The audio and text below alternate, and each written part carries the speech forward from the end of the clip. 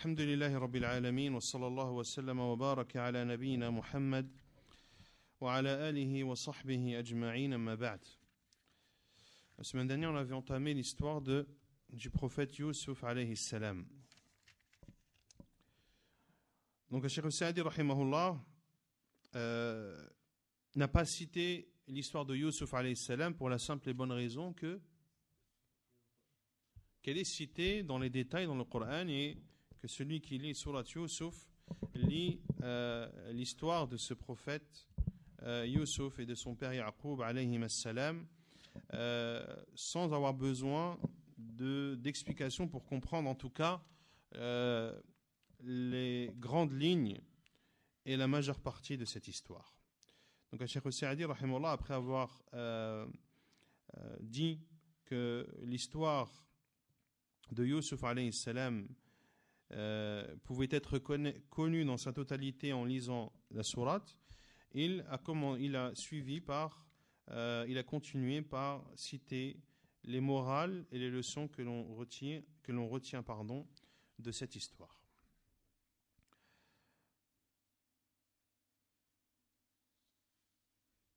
ثم قال رحمه الله: ومنها أن نعمة الله على العبد نعمة على من يتعلق به ويتصل من أهل بيته وأقاربه وأصحابه، فإنه لا بد أن يصلهم ويشملهم منها جانب، لقوله تعالى: ويتم نعمته عليك وعلى آل يعقوب، أي بما يحصل لك.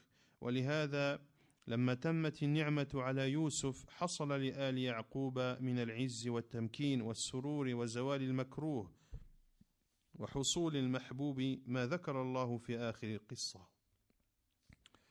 On retient également de cette histoire que les bienfaits d'Allah Azza wa Jal sur un serviteur est également un bienfait qui touche tous ceux qui ont une relation avec ce serviteur, parmi ses proches, ses amis, les membres de sa famille.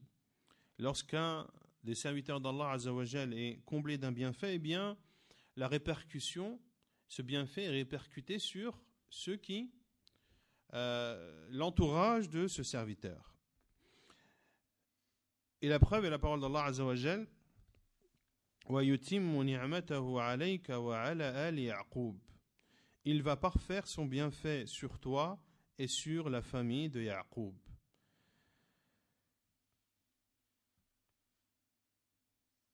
Effectivement, c'est ce qui a eu lieu. Le bienfait, Yusuf alayhi salam, Allah Azza wa Jalla l'a comblé de bienfaits et la famille de Yaqub ont bénéficié des répercussions des bienfaits de Yusuf alayhi salam et ils ont connu la puissance, la joie et ce qui les avait touchés comme malheur s'est dissipé comme Allah Azza wa Jalla l'a cité dans la fin de cette sourate et de cette histoire. ومنها أن النعم الكبيرة الدينية والدنيوية لا بد أن يتقدمها أسباب ووسائل إليها، لأن الله حكيم وله سنن لا تتغير، قضى بأن المطالب العالية لا تنال إلا بالأسباب النافعة، خصوصا العلوم النافعة وما يتفرع عنها من الأخلاق والأعمال. فلهذا عرف يعقوب أن وصول يوسف عليه السلام إلى تلك الحالة التي يخضع له فيها أبوه وأمه وإخوته مقام عظيم ومرتبة عالية، وأنه لابد أن ييسر الله ليوسف من الوسائل ما يوصله إليها. ولهذا قال: وكذلك يجتبيك ربك ويعلمك من تأويل الأحاديث ويتم نعمته عليك. Également, on retient de cette histoire que les grands bienfaits religieux et mondains doivent être précédés de causes et de moyens, car Allah Azza wa Jal est sage et les lois d'Allah Azza wa Jal ne changent pas.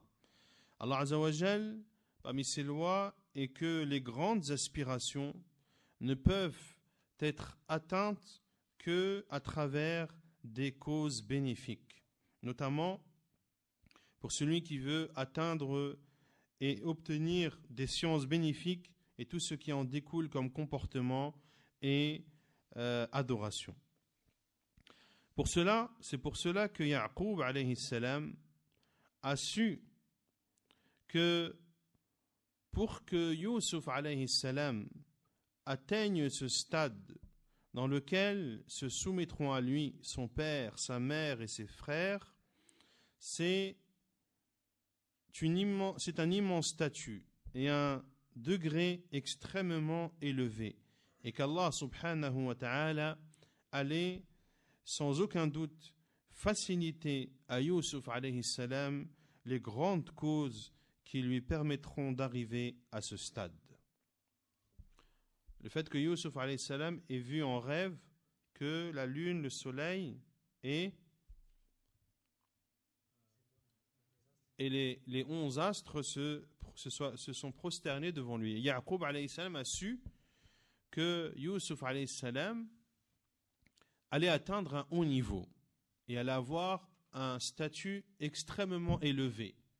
Or, on a vu que parmi les sunan d'Allah, les lois d'Allah, c'est que pour atteindre les hauts degrés, les hautes sphères, il faut qu'Allah Azza wa Jal te facilite les grandes causes et qu'Allah Azza wa Jal te facilite les grands moyens. وَجَعَلْنَاهُمْ أَئِمَّةً يَهْدُونَ بِأَمْرِنَا لَمَّا صَبَرُوا وَكَانُوا بِآيَاتِنَا يُوقِنُونَ. Allah Azza wa Jal, par exemple, a dit, nous avons fait d'eux des imams, des guides, يَهْدُونَ بِأَمْرِنَا, qui guident par nos commandements. لَمَّا صَبَرُوا, lorsqu'ils ont enduré et patienté. وَكَانُوا بِآيَاتِنَا يُوقِنُونَ, et qu'ils avaient la certitude en nos signes. C'est pour ça que les savants disent بِالصَّبْرِ وَالْيَقِينِ تُنَالُ الْإِمَامَةُ فِي الدِّينِ. Avec la patience et la certitude, l'on accède au degré de guide dans la religion. On ne devient pas savant comme cela. Lorsque l'on voit juste les biographies des savants contemporains, comme Cheikh Al-Albani, comme Cheikh Ibn Baz, comme Cheikh Al-Uthaymin, rahimahumullah, ils n'ont pas atteint ce niveau en dormant la nuit et en jouant la journée. C'est des efforts extrêmement nombreux, c'est de la patience, c'est de la persévérance, etc., etc. Et c'est le fait de placer sa confiance en Allah et de demander l'aide d'Allah, c'est en faisant preuve de piété, etc., que le musulman peut atteindre les hauts degrés. Et la science, on ne l'acquiert pas avec la tranquillité du corps. Cela est inconcevable. Et celui qui étudie la science religieuse comme il se doit, eh bien, le constate. Un vrai talib ilm, ne dort pas beaucoup. Il ne mange pas beaucoup. Un vrai talib ilm, le fait de rester longtemps assis, le fait de beaucoup lire, cela épuise le corps. Des fois, on voit des mashaykh parler, faire des conférences, et ils somnolent presque. Pourquoi? Car ils ne dorment pas. Ils ne dorment que très peu. Car la science, elle s'étudie la journée, mais de journée comme de nuit. Imam al-Bukhari, rahimahullah, se levait souvent la nuit pour écrire des fawaïd qui le traversaient pendant son sommeil. Il se levait souvent, il allumait la bougie, il éteignait, ainsi de suite. Il est inconcevable de devenir savant en dormant des nuits entières. Cela, enlevez-le de vos têtes. Ce n'est pas comme cela que l'on atteint les hautes sphères. Donc, le fait que Ya'qub alayhi salam ait constaté cela et su que Yusuf alayhi salam allait atteindre un grade extrêmement élevé, il a su qu'Allah Azza wa Jal allait lui faciliter de nombreuses causes. Pour cela qu'Allah Azza wa Jal dit, ainsi, ton Seigneur te choisira et t'enseignera l'interprétation des rêves et parachèvera sur toi sa grâce. Et le fait que Allah Azza wa Jal ait enseigné à Yusuf alayhi salam l'interprétation des rêves, cela l'a-t-il aidé à atteindre les hauts degrés? Oui, lorsqu'il a interprété le rêve du roi.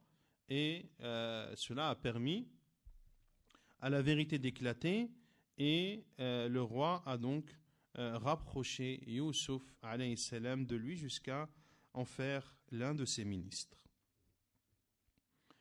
ومنها أن العدل مطلوب في جميع الأمور الصغار والكبار في معاملة السلطان لرعيته ومعاملة الوالدين للأولاد والقيام بحقوق الزوجات وغير ذلك في المحبة والإيثار ونحوها وأن القيام بالعدل في ذلك تستقيم الأمور صغارها وكبارها به ويحصل للعبد ما أحب وفي الإخلال بذلك تفسد الأحوال ويحصل للعبد المكروه من حيث لا يشعر ولهذا لما قدم يعقوب عليه السلام يوسف في المحبة وجعل وجهه له جرى منهم على أبيهم وأخيهم من المكروه ما جرى. Également, ce que l'on retient de cette histoire, c'est que la justice est demandée dans l'ensemble des situations, qu'elles soient grandes ou petites, que ce soit dans la relation du gouverneur envers ses administrés, ou que ce soit la relation des parents envers leurs enfants, ou que ce soit dans les droits que l'on donne à ces femmes, et bien d'autres choses en rapport avec l'amour ou le don ou autre, et que le fait d'être juste dans tout ceci permet aux situations grandes et petites d'être droites et de ne pas dévier. Et ceci permet aux serviteurs d'acquérir ce qu'ils aiment et ce qu'ils souhaitent. Par contre, lorsque la justice et lorsque l'équité n'est pas présente, alors le mal peut toucher la personne sans qu'il ne s'en rende compte. C'est pour cela que Ya'qub alayhi salam, lorsqu'il a précédé Youssouf alayhi salam dans son amour, eh bien, cela a fait en sorte que les frères de Youssouf ont apporté du mal à leur père et à leurs frères. Car ce qui a amené les frères de Youssouf alayhi salam à faire ce qu'ils ont fait était là, la jalousie, lorsqu'ils ont vu que leur père préférait Youssouf alayhi salam à eux. ومنها الحذر من شؤم الذنوب فكم من ذنب واحد استتبع ذنوبا كثيرا وتسلسل الشر المؤسس على الذنب الأول وانظر إلى جرم إخوة يوسف فإنهم لما أرادوا التفريق بينه وبين أبيه الذي هو من أعظم الجرائم احتالوا على ذلك بعدة حيل وكذبوا عدة مرات وزوروا على أبيهم في القميص والدم الذي فيه وفي صفة حالهم حين أتوا عشاء يبكون ولا بد أن الكلام في هذه القضية تسلسل وتشعب بل ربما أنه اتصل إلى الاجتماع بيوسف وكلما بحث في هذا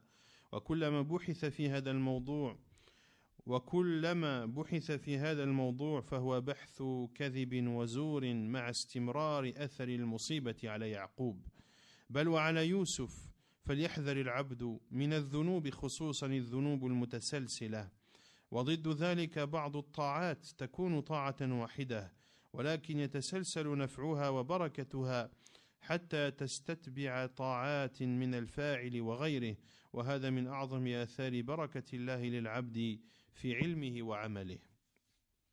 Également, ce que l'on retient de cette histoire, c'est le fait de prendre garde aux conséquences néfastes des péchés. Combien de péchés uniques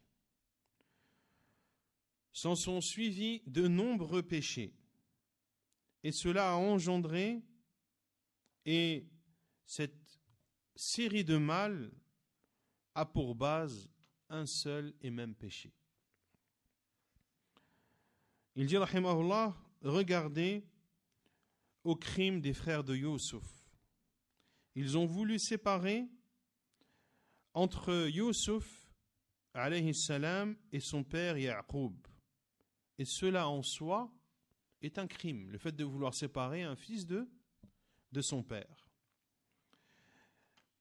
Donc c'est un péché en soi. Mais pour atteindre ce péché, ils ont dû user de beaucoup de ruses. Et ils ont menti à de nombreuses reprises. Et ils ont falsifié, ils ont trompé leur père, notamment lorsqu'ils ont apporté le qamis de Yusuf alayhi salam avec du sang mensonger.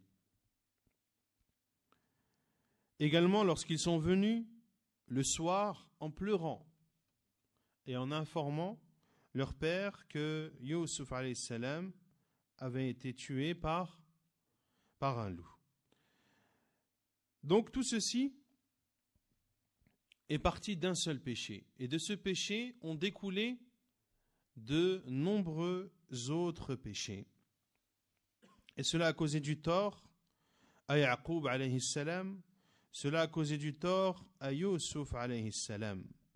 Ainsi, Cheikh Sa'di dit que le serviteur prenne donc garde aux péchés, et notamment aux péchés qui se succèdent les uns à la suite des autres. Et le contraire également est vrai. Le fait que certaines adorations à Allah Azza wa Jal, certaines obéissances à Allah Azza wa Jal, eh bien, le fait d'obéir à Allah Azza wa Jal une fois engendre d'autres adorations qui se suivent les unes les autres et qui profitent soit à celui qui les fait ou à autrui. Et ceci, lorsqu'il a eu lieu, fait partie de la bénédiction d'Allah subhanahu wa ta'ala qu'il place dans la science et dans les œuvres de son serviteur. ومنها أن العبرة للعبد في حال كمال النهاية لا بنقص البداية فإن أولاد يعقوب عليه السلام جرى منهم ما جرى في أول الأمر من الجرائم المتنوعة ثم انتهى أمرهم إلى التوبة النصوح والاعتراف التام والعفو التام عنهم من يوسف ومن أبيهم والدعاء لهم بالمغفرة والرحمة. وإذا سمح العبد بحق فالله أولى بذلك وهو خير الراحمين الغافرين. ولهذا في أصح الأقوال إن الله سبحانه وتعالى جعلهم أنبياء لمحو ما سبق منهم وكأنه ما كان. ولقوله وما أنزل على إبراهيم وإسماعيل وإسحاق ويعقوب والأسباط وهم أولاد يعقوب 12 وذريتهم. ومما يؤيد هذا أن في رؤيا يوسف أنهم هم الكواكب التي فيها النور والهداية وهي من صفات الأنبياء فإن لم يكونوا أنبياء فإنهم علماء عباد. Puis il dit rahimahullah, et parmi les morales que l'on retient de cette histoire, le fait que ce qui compte, c'est la bonne conclusion et non le mauvais départ. Car les fils de Ya'qub, alayhi salam, ont commis ce qu'ils ont commis comme crimes divers. Mais la finalité a été un repentir sincère et une reconnaissance totale. Ils ont reconnu leurs torts et leurs péchés. Et également, Yusuf alayhi salam, ainsi que son père, Ya'qub, ainsi que leur père, leur ont pardonné de façon inconditionnelle. Et ils ont invoqué en leur faveur pour qu'Allah Azza wa Jalla leur pardonne et les fasse entrer dans la miséricorde. Et lorsqu'un serviteur pardonne, eh bien, Allah subhanahu wa ta'ala est le meilleur des miséricordieux et des pardonneurs. C'est pour cela que selon la parole la plus authentique, et qu'Allah subhanahu wa ta'ala a fait des frères de Youssouf des prophètes, afin d'effacer ce qu'ils ont fait comme si de rien n'était.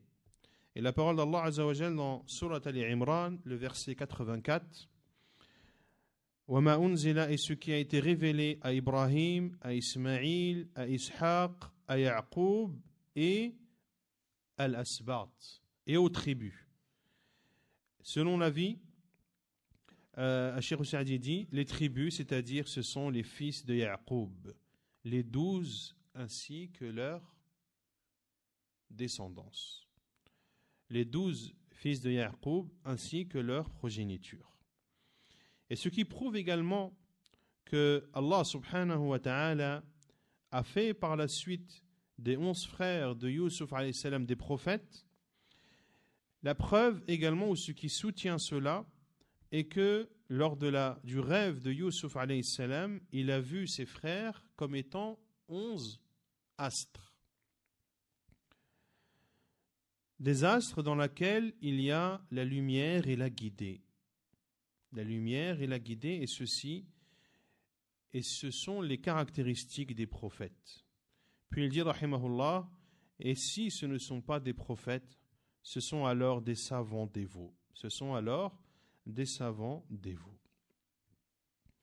ومنها ما من الله به على يوسف من العلم والحلم والأخلاق الكاملة والدعوة إلى الله وإلى دينه وعفوه عن إخوته الخاطئين عفوا بادرهم به وتمم ذلك بأن أخبرهم أنه لا تثريب عليهم بعد هذا العفو ثم بره العظيم بأبيه وأمه وإحسانه على إخوته وإحسانه على عموم الخلق كما هو بين في سيرته وقصته. Également, ce que l'on retient de cette histoire, les nombreux bienfaits dont Allah Azza wa Jalla a comblé Youssouf alayhi salam, des bienfaits comme la science, la gentillesse, les comportements parfaits, l'appel à Allah, à sa religion, le pardon qu'il a fait à ses frères qui lui ont causé du tort, un pardon que lui-même a exprimé et qu'il a clôturé en disant La tathriba alaykumul yawm, nulle plainte ou nul grief pour vous aujourd'hui. Puis également la bonté immense qu'avait Youssouf alayhi salam envers son père et sa mère, la bienfaisance dont il a fait part à l'égard de ses frères et la bienfaisance qu'il a faite également pour l'ensemble des créatures, notamment lorsqu'il était à la tête de ce ministère qui gérait les trésors du pays. Comme cela est évident dans son histoire alayhi salam. ومنها أن بعض الشر أهون من بعض وارتكاب أخف الضررين أولى من ارتكاب أعظمهما فإن إخوة يوسف لما قالوا قتلوا يوسف أو اطرحوه أرضا الآية وقال قائل منهم لا تقتلوا يوسف وألقوه في غيابة الجب يلتقطه بعض السيارة إن كنتم فاعلين كان قوله أحسن منهم وأخف وبسببه خف عن إخوته عن الإثم الأكبر وهو من جملة الأسباب التي قدر الله ليوسف في وصوله إلى الغاية التي يريد. Également, on retient de cette histoire que certains mots MAUX, sont moins graves que d'autres. Et que le fait d'accomplir le mal le moins pire est meilleur que d'accomplir le plus grand des maux. Car les frères de Youssouf, lorsqu'ils ont dit Uqtulu Yusufa aw itrahuhu arda, tuez Youssouf ou bien éloignez-le dans n'importe quel pays. L'un parmi eux a dit, comme Allah Azza wa Jalla le cite dans le verset suivant, le verset 10, La taqtulu Yusuf, ne tuez pas Youssouf, mais jetez-le si vous êtes disposé à agir, jetez-le au fond du puits afin que quelconque caravane le recueille. Ainsi, la parole de cet homme, parmi les frères de Yusuf, était meilleure que la parole des autres. Et par sa cause, il a diminué la gravité des actes qu'ont commis ses frères par la suite. Car s'ils auraient tué Yusuf, cela aurait été catastrophique et beaucoup plus grave que ce qu'ils ont fait. Et également, ceci fait partie des causes qu'Allah Azza wa Jal a décrétées pour Yusuf afin de le faire parvenir à la finalité qu'Allah Azza wa Jal a voulu pour lui. Car lorsqu'ils l'ont jeté au puits, c'est là où il a été récupéré, et c'est là où il a été acheté et vendu, et c'est là où il a pu être en contact avec le roi d'Égypte à son époque. ومنها أن الشيء إذا تداولته الأيدي وصار من جملة الأموال ولم يعلم المعاملون أنه على غير وجه الشرع فلا إثم على من باشره ببيع أو شراء أو خدمة أو انتفاع أو استعمال فإن يوسف باعه إخوته بيعا محرما عليهم واشترته السيارة بناء على أنه عبد لإخوة يوسف البائعين ثم ذهبوا به إلى مصر فباعوه بها ثم بقي عند سيده غلاما رقيقا وسماه الله سيدا وكان عندهم بمنزلة الرقيق المكرم وسمى الله شراء السيارة وشراءه في مصر معاملة لما ذكرنا. Également, ce que l'on retient de cette histoire, qu'une chose que l'on a pris en possession et qui fait partie de nos biens, et que ceux qui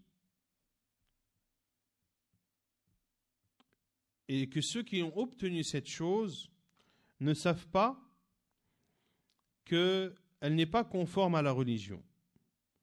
Il n'y a point de mal pour celui qui vend cette chose, qui l'achète, qui travaille avec celle-ci, qui en profite ou qui l'utilise. Car Yusuf alayhi salam, ses frères l'ont vendu. Et lorsqu'ils l'ont vendu, c'était une vente interdite. La caravane qui a acheté Yusuf alayhi salam l'a acheté sur le principe que c'était l'esclave des frères de Yusuf alayhi salam, ceux qui leur ont vendu. Puis, cette caravane est partie en Égypte. Et ils ont vendu Yusuf alayhi salam en Égypte. Il est resté esclave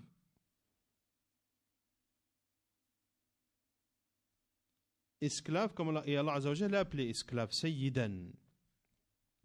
Il est resté auprès du roi comme étant un esclave honoré. Et Allah Azza wa Jalla a appelé cela une vente et un achat.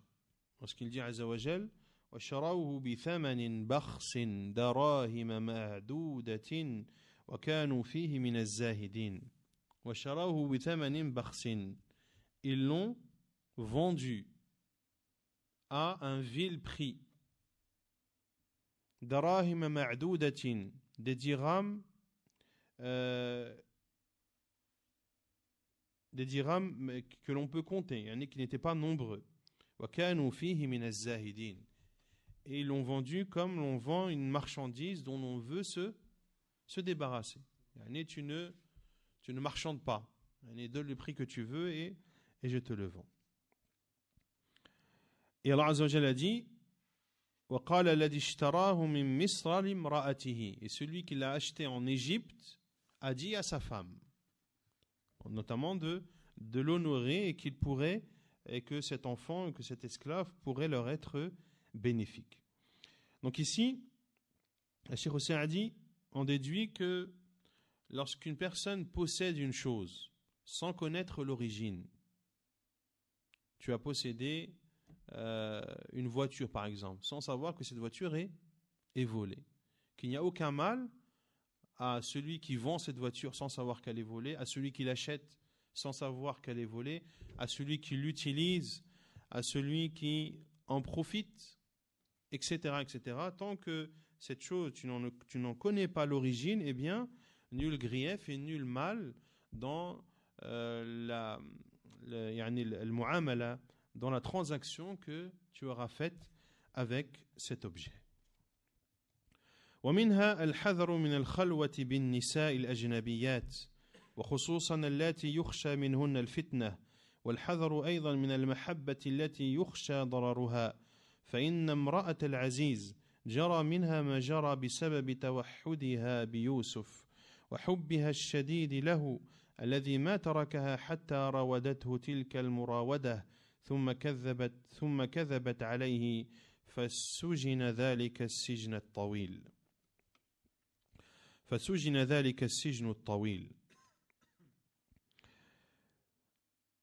Également, ce que l'on retient de cette histoire, de prendre garde à ne pas rester tête à tête avec une femme étrangère. Lorsqu'on dit une femme étrangère, une femme qui nous est autorisée au mariage. Et de façon plus particulière, celle dont l'on redoute la tentation. Et également de prendre garde à l'amour dont l'on craint des retombées néfastes. Car la femme de l'Aziz, ce qui l'a amené à faire ce qu'elle a fait, c'est le fait d'être seule avec Youssouf, alayhi salam, et l'amour immense qu'elle avait pour lui. Et tout ceci a fait en sorte qu'elle s'est mise à séduire Youssouf alayhi salam, puis à mentir sur lui par la suite, ce qui a causé l'emprisonnement pendant de longues années de Youssouf alayhi salam. ومنها أن الهم الذي هم به يوسف ثم تركه لله ولبرهان الإيمان الذي وضعه الله في قلبه مما يرقيه إلى الله زلفى لأن الهم داع من دواعي النفس الأمارة بالسوء وهو طبيعة طبع عليها الآدمي فإذا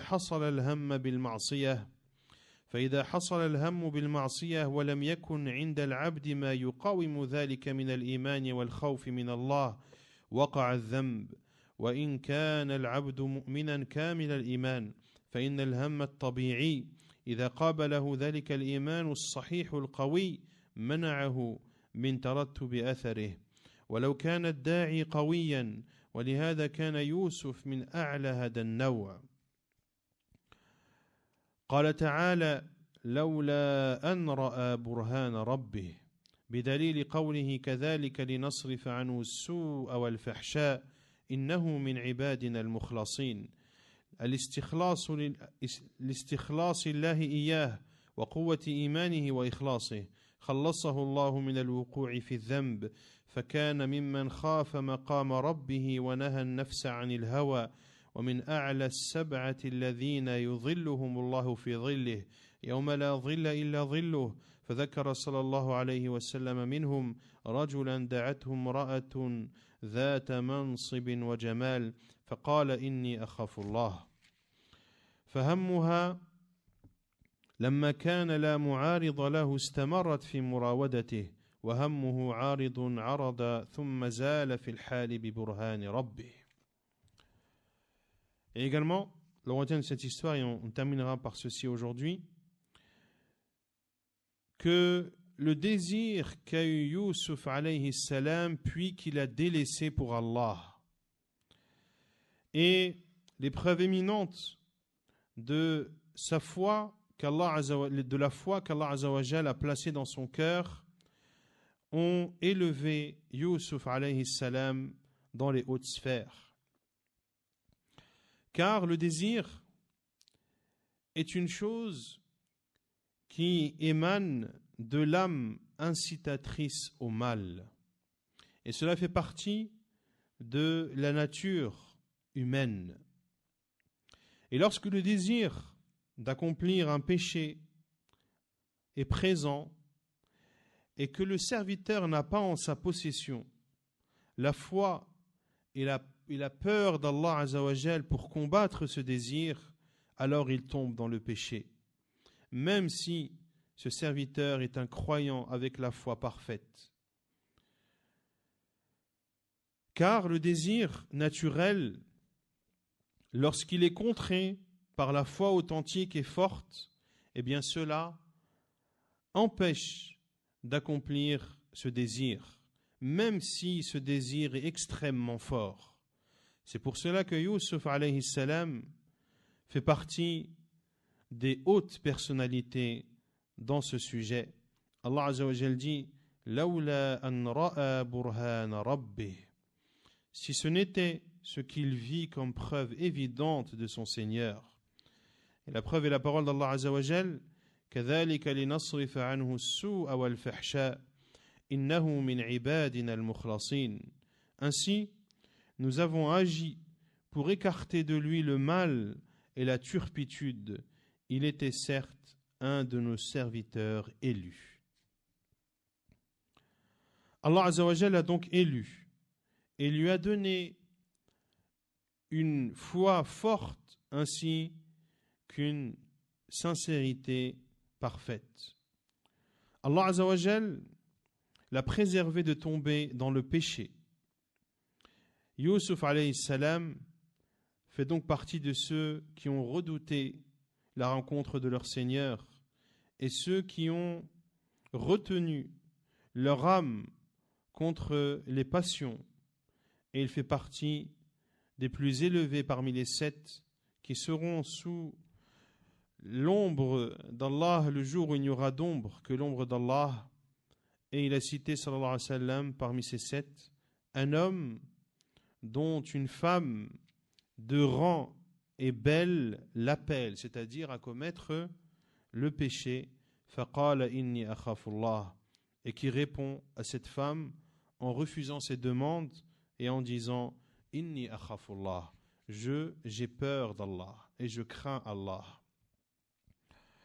Ainsi le désir de la femme de l'Aziz, lorsqu'il n'a pas été contré par la foi et la crainte d'Allah Azza wa Jal, eh bien, elle a persisté et elle a continué dans sa séduction. Yusuf alayhi salam, son désir a été contré immédiatement par la crainte et la foi en Allah subhanahu wa ta'ala, et ce désir a été sur le champ éradiqué.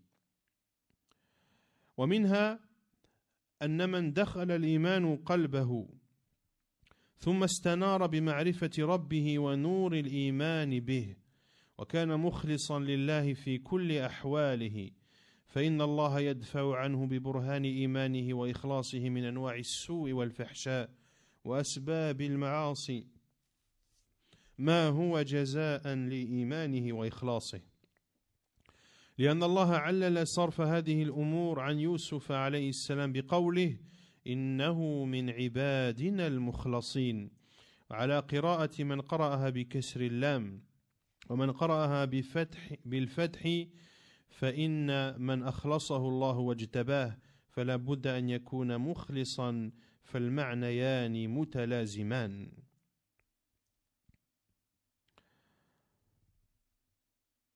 Et également, ce que nous retiens de cette histoire, et c'est une leçon importante que va nous dire Cheikh Saadi rahimahullah, est que celui dont la foi pénètre le cœur, puis s'illumine par la connaissance de son Seigneur, par la lumière de la foi, celui qui est sincère vis-à-vis d'Allah Azza wa Jal dans l'ensemble de ses situations, qu'il soit en public ou qu'il soit en privé ou en secret. Allah Azza wa Jal, de par sa foi et de par sa sincérité que ce serviteur a à l'égard d'Allah et vis-à-vis d'Allah Azza wa Jal, Allah subhanahu wa ta'ala repoussera de lui le mal, la turpitude et les causes qui amènent au péché. ceci en guise de récompense pour sa foi et sa sincérité. Car Allah Azza wa Jal a justifié le fait d'avoir préservé Yusuf alayhi salam de ce péché en disant Innahu min ibadina al-mukhlasin. Il faisait partie de nos serviteurs élus.